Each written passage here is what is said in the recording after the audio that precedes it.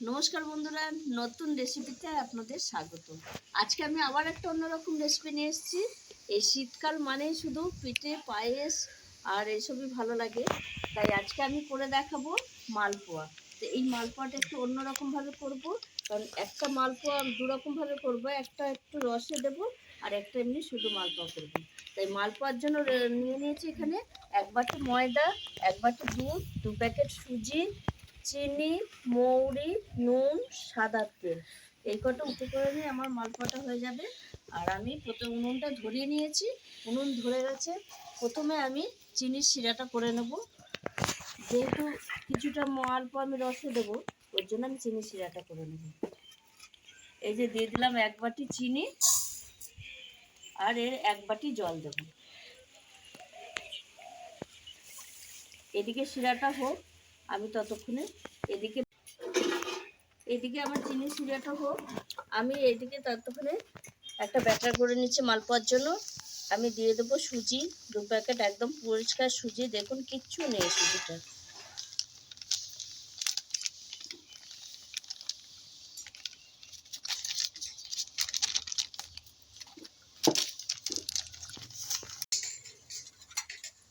আর দিয়ে দেবো চিনি। বেশি চিনি দেবো না, কারণ এই মিষ্টির রস দেবো, রসে ডোবাবো মালপোয়াটার জন্য। আর দিয়ে দেবো নুন। আর যেটা রসে দেবো না, সেটা আর একটু মিষ্টি দেবো পরে। আর দেবো মৌরি, আর খানিকটা দুধ দিয়ে আমি এটা ভিজিয়ে রাখবো। খানিকটা দুধ দিয়ে আমি একটু ব্যাটার করে নিচ্ছি। এবার আমি দিয়ে দেবো ময়দা।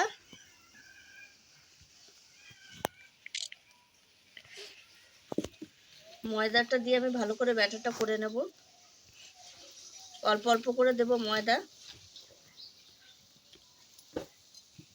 আর দুধটা দেব।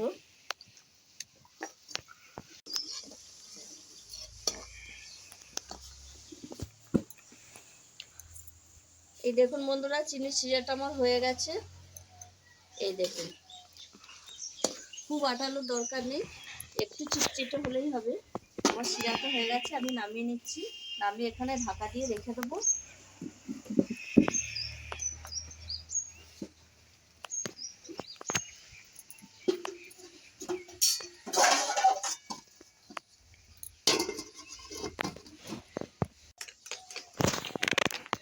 এই দেখুন বন্ধুরা, মালপোর ব্যাটারটা আমার হয়ে গেছে, এই ঘনত্বের থাকবে। আমি হাতাতেও দেখাচ্ছি। এই দেখুন বন্ধুরা, এই দেখুন এরকম ঘনত্বের মালপোটা হবে। এই দেখুন, আর হাতায় দেখেছেন, হাতায় লেগে আছে, আমি আঙুল করে করলে এই যে সরে যাচ্ছি। এই ঘনত্বের মালপোর ব্যাটারটা হবে। এটা আমার হয়ে গেছে। এবার আমি উনুনে কড়াই বসিয়ে দিয়েছি। আমি এবার মালপো ভাজার জন্য তেল দিয়ে দেবো, সাদা তেল।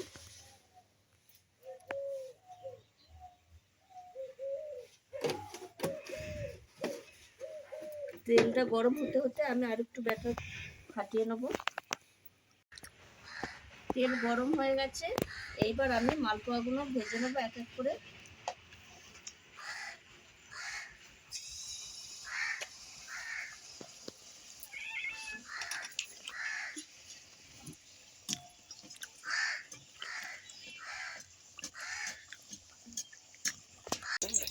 এই দেখুন বন্ধুরা, কত সুন্দর ফুলেছে।